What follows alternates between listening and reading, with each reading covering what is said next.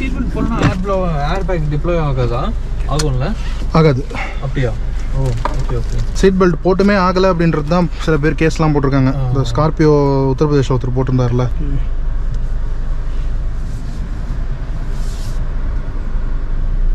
ஆட்டோமேட்டிக்கும் manual compare பண்ணுறப்போ automatic break கொஞ்சம் ஷார்ப்பாக இருக்குமா? ஆக்சுவலாக மெக்கானிக்கல்ஸை பொறுத்த வரைக்கும் பெரிய டிஃப்ரென்ஸ் கிடையாது. அதனுடைய பிரேக் ரோட்டர் சைஸாக இருக்கட்டும் இல்லை கேலிப்பர் சைஸாக இருக்கட்டும் எல்லாமே வந்து சேம் தான். ஆட்டோமேட்டிக் வந்து உங்களுக்கு இந்த இன்ஜின் பிரேக்கிங்கோட சேர்ந்து தானே பிரேக் ஆகுது. ஸோ அதனால் உங்களுக்கு வந்து பிரேக்கிங் அதிகமாக இருக்கிற மாதிரி ஒரு ஃபீல் கண்டிப்பாக இருக்கும். ஏன்னா நீங்கள் மேனுவலில் வந்து சில பேர் ஃபுல் கிளச் ப்ரெஸ் பண்ணிட்டும் பிரேக் பண்ணுவாங்க. அப்போ இன்ஜின் பிரேக்கிங்கிறது சுத்தமாக இருக்காது. ஆக்சுவலாக அப்படி பண்ணக்கூடாது. பிரேக் பண்ணிட்டு தான் ரிட்டார்ட் ஆனதுக்கப்புறமா தான் நீங்கள் வந்து கியர் சேஞ்ச் கிளச் ப்ரெஸ் பண்ணணும். பட் நிறைய பேர் வந்து கிளச்சு பிரேக்கும் ஃபுல்லாக ப்ரெஸ் பண்ணுறாங்க. அது ஆக்சுவலி பண்ணக்கூடாது.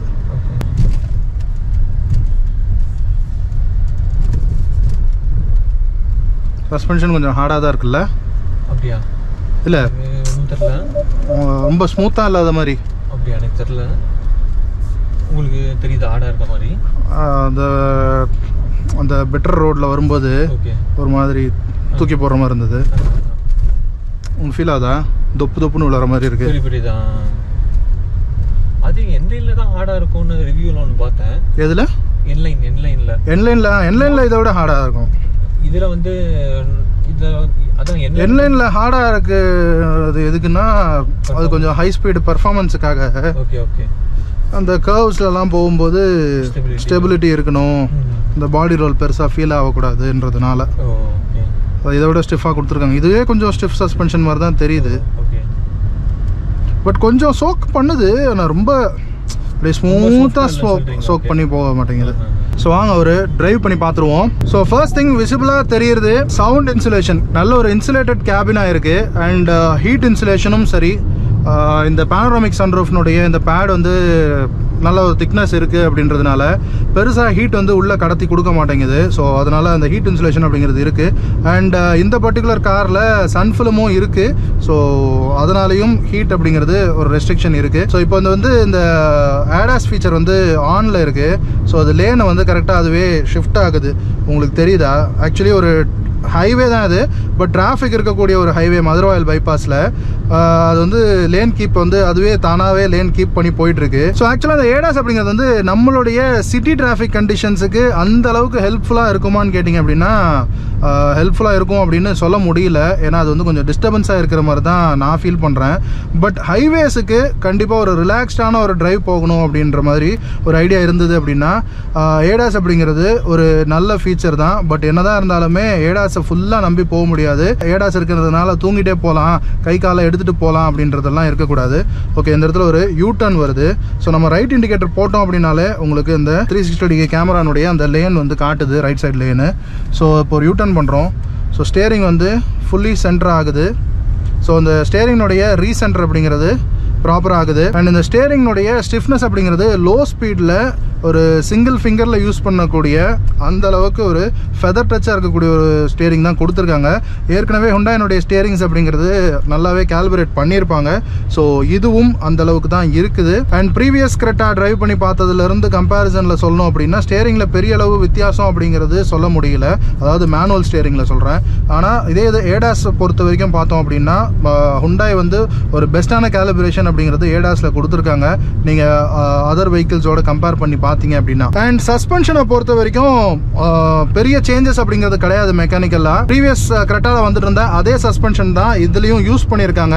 ஆனால் ஒரு ஃபீலை வச்சு சொல்லணும் அப்படின்னா ப்ரீவியஸ் கிரெட்டா வந்து கொஞ்சம் ஒரு சாஃப்டர் சைடில் இருந்த மாதிரி ஒரு ஃபீலிங். ஆனால் இது கொஞ்சம் ஸ்டிஃபர் சைடில் இருக்குதோ, கொஞ்சம் பாட் ஹோல்ஸ் எல்லாம் ரொம்ப சோக் பண்ண மாட்டேங்குது.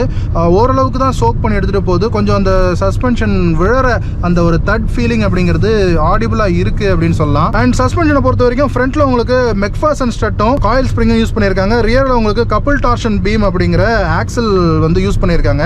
அண்ட் ரைட் கம்ஃபர்ட்டை பொறுத்த வரைக்கும் ஹைவேல உங்களுக்கு பெருசாக ஒரு பம்பி ரைடு இருக்குது அப்படின்னு சொல்ல முடியாது.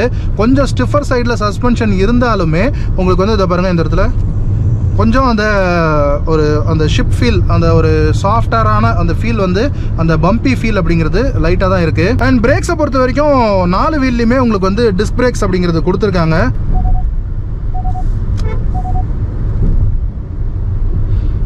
ஸோ அந்த லேனை வந்து இண்டிகேட்டர் போடாமல் ஷிஃப்ட் பண்ணதுனால அது வந்து அந்த பீப்பர் அப்படிங்கிறது கொடுக்குது.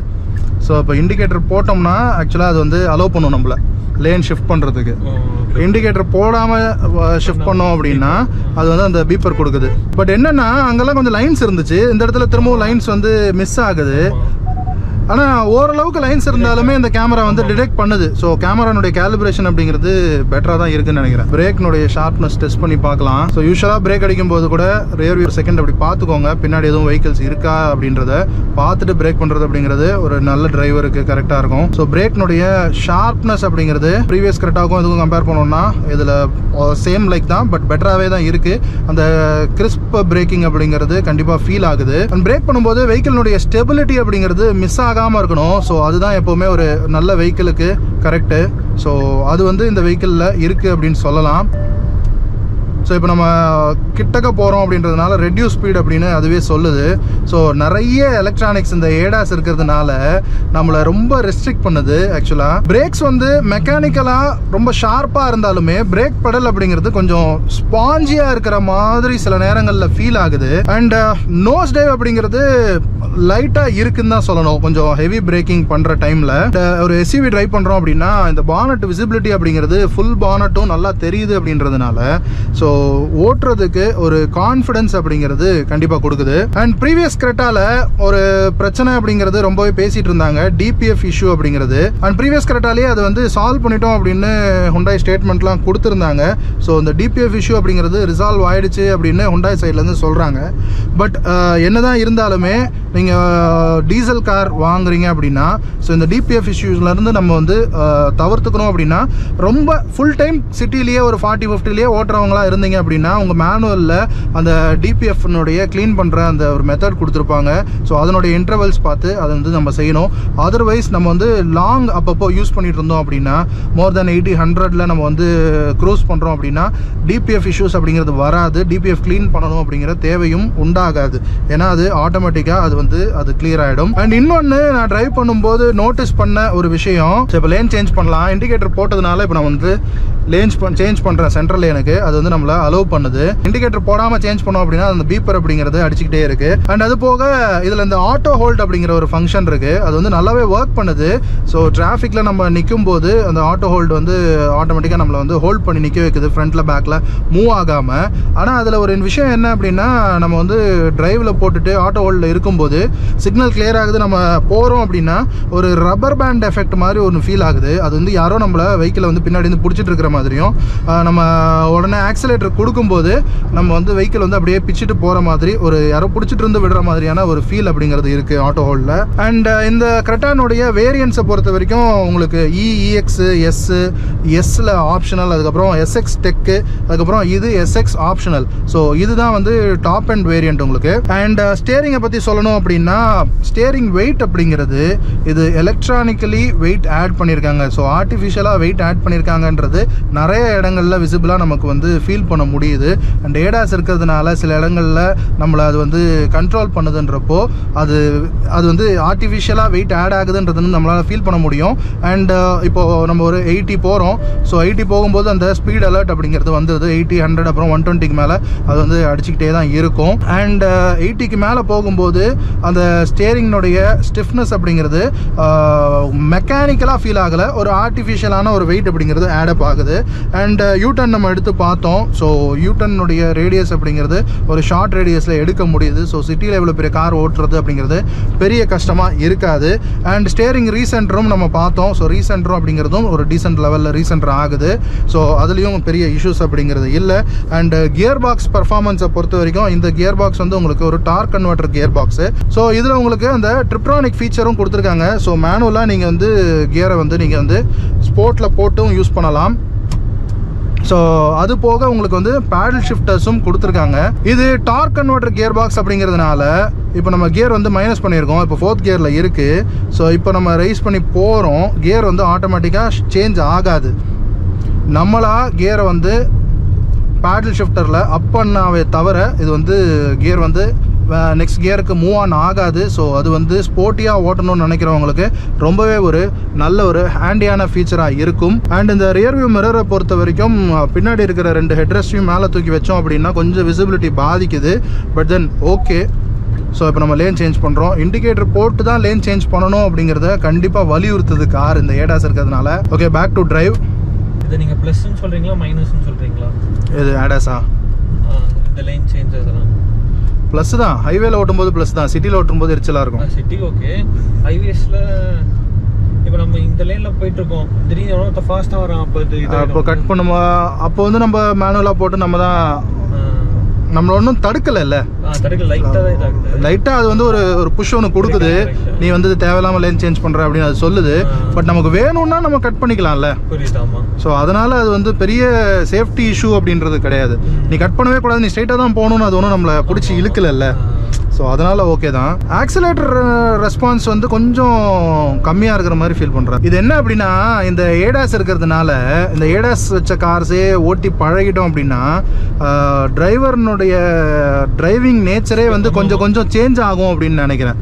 ஏன்னா அது சொல்கிற அந்த டிராஃபிக் இதோட அந்த லேனை வந்து நம்ம கரெக்டாக ப்ராப்பராக இருந்து தான் சேஞ்ச் பண்ணணும் அப்படிங்கிறதோட வந்து நம்மளை பழக்கி விட்டுரும் அப்படின்னு நினைக்கிறேன்.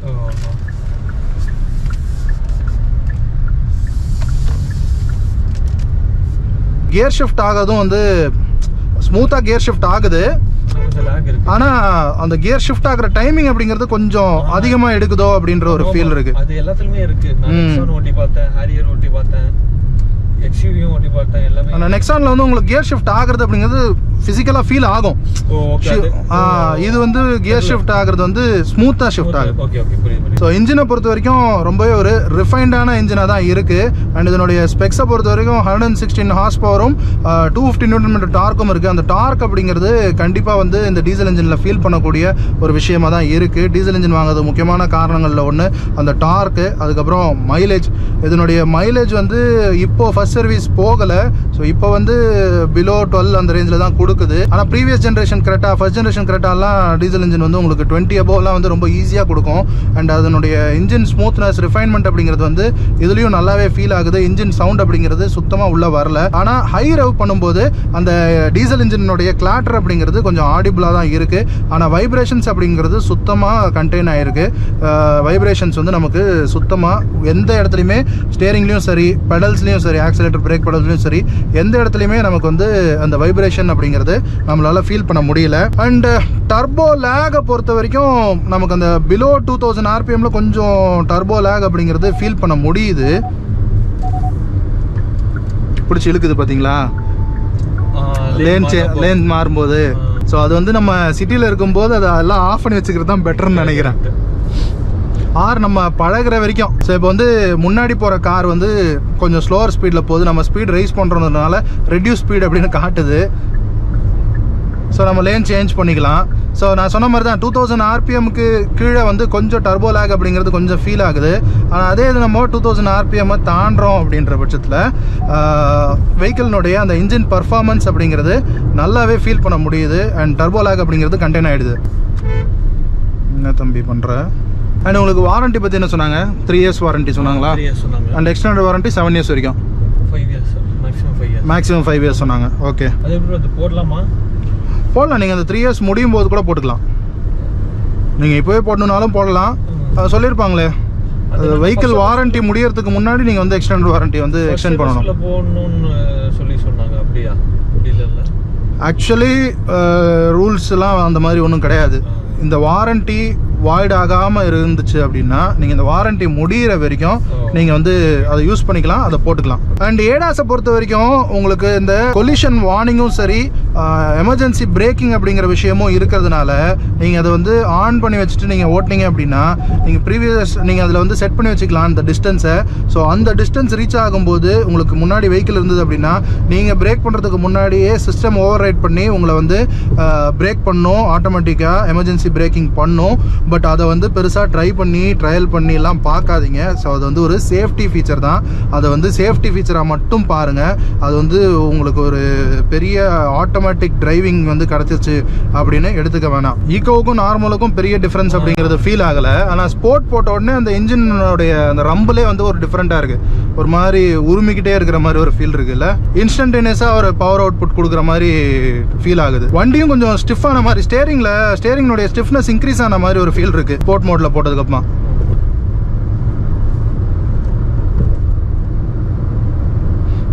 நார்மலுக்கு மாறினோடனே அந்த ஸ்டேரிங்கோடைய ஸ்டிஃப்னஸ் அப்படிங்கிறது கொஞ்சம் ஃப்ரீ ஆன மாதிரி இருக்கு. ஈக்கோவுக்கும் நார்மலுக்கும் பெருசாக அந்த ஸ்டேரிங் டிஃப்ரென்ஸ் அப்படிங்கிறது தெரியல. இப்போ டிராஃபிக் மேனுவரபிலிட்டியும் ஓகே தான், ஈஸியாக தான் இருக்குது. ஸோ ஓகே மக்களே, இதுதான் நம்ம கிரெட்டானுடைய ஃபேஸ் லிஃப்ட் 2024 டீசல் ஆட்டோமேட்டிக் இன்ஜினுடைய ரிவ்யூ. ஸோ ஐ திங்க் இந்த வீடியோ உங்களுக்கு பிடிச்சிருக்கும் அப்படின்னு நினைக்கிறேன். பிடிச்சிருந்தா லைக் பண்ணுங்கள். உங்களோட ஆட்டோமொபைல் கண்டென்ட் விரும்புகிற உங்களுடைய ஃப்ரெண்ட்ஸ் அண்ட் ஃபேமிலிக்கு இந்த வீடியோவை ஷேர் பண்ணி விடுங்க. மற்றும் ஒரு வீடியோவில் உங்களை வந்து சந்திக்கிறேன். அது வரைக்கும் சடா பாய்.